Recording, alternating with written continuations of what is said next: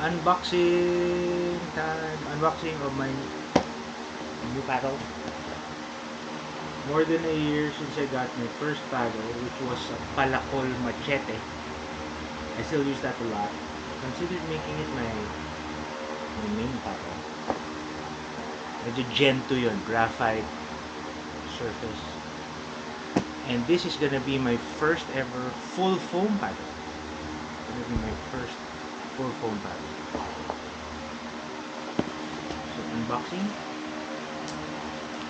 This was just released this week. They had it for pre-order. I don't know if I tried pre-ordering it last week lang. But hindi tumutuloy sa site ko. So sakto lang, when they actually released it this week, pala this week, late last week, my friend, Palacol Ambassador Carlo Carlone, posted his code for free shipping and there's freebies down. So if you would like that, also support my friend AMB. I can't remember if there's a dash. Check him out. AMB Carlo. Carlo with a C.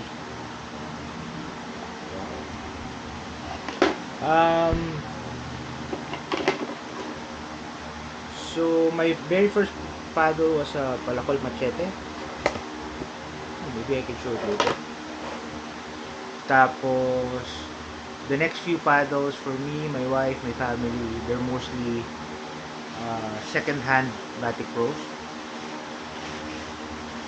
Late last year I got some paddles from Friday Pickleball.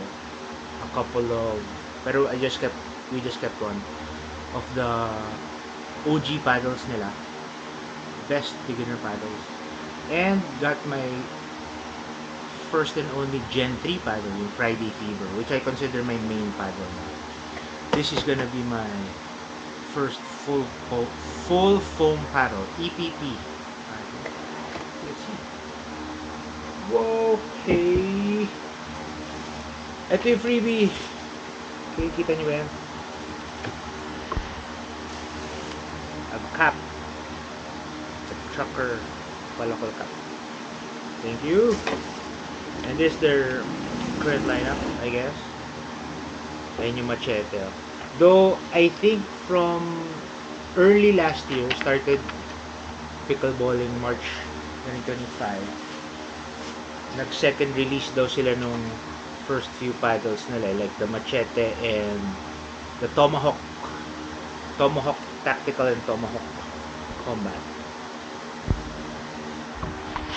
Okay. So Gen 3 na daw yung most recent release of those. So ano na siya, yung may foam at the side, tapos honeycomb.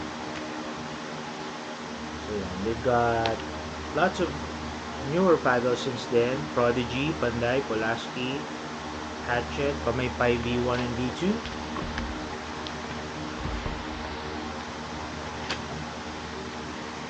Check them out. PalacolPhilippines.com.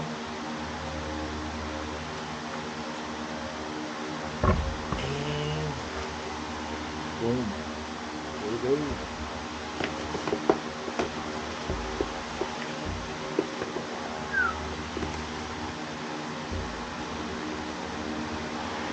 Quietly confident by design. Choose your weapon wisely. Palacol. I'm a sucker for ano rin kasi, supporting Philippine brands. Though I do know this is not locally manufactured. Because Palacol is a Filipino brand, pero as far as I know, stateside base pa rin ito. So you could say OG pickleballers from the States who just happen to be Filipino started their brand. Actually, I saw some of their content earlier. They're really the more recreational people. Old school pickleballers. Honestly, and sabi nga nila, they don't really like too many tournaments because just wanna keep it fun, not too competitive. And ito pa, ito yung weakness ko. It's Philippine flag team. So, Pinoy na Pinoy. Kinda like, I'm most likely gonna put some weight here. Hybrid.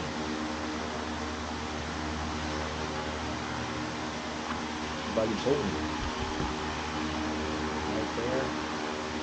Si baliktaran. From here. Balik from there. May kita mo. Wow, very gritty. There's the 3 stars in the sun design there na medyo glossy. Nice. Lagyan natin ng overgrip. I wish I had yellow overgrip. Yeah, could use a little bit more yellow. Red, white, and blue. A little bit of the yellow here.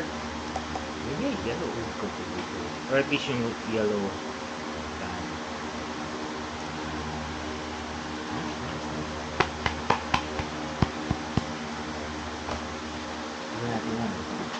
Let's get some balls. Full foam EVP.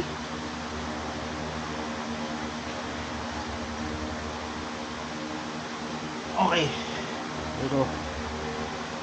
For comparison, the first paddle, I still use this a lot. Considered making it my main again, pero what I end up doing is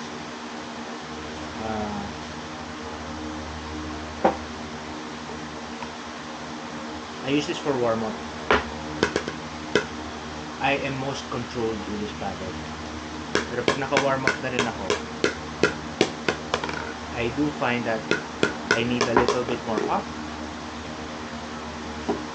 Nilalabas ko na si Friday Fever, which is what I consider to be my main Genki paddle. This is very light initially, comparable. Elongated, hybrid. Bottom line, both my hybrid paddles are palakol. Yun lang ang hybrid ko. This elongated. I have an elongated Batik Pro also. So, more pop with this. Now my full foam paddle. First one. Medyo muted, I think. I'm no connoisseur. But bottom line, what you get with full foam paddles is more durability apparently compared to Gen 3. Gen 3 is more prone to core crush eventually.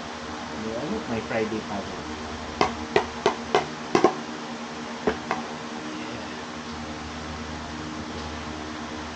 We'll see how I'll customize it. Kaya kung takpan yung pala ko. Usually my lead tape would go from here. I don't know. If I don't need a pot, we'll just go for stability. Dito. And do a sweet spot. Ganda! Thank you Palakol. Thank you Ambassador Carlo Carlon for the free shipping and freebies. Might be the freebie. I love that it has its sleeve. Choose your weapon also. Palakol. Philippine brand.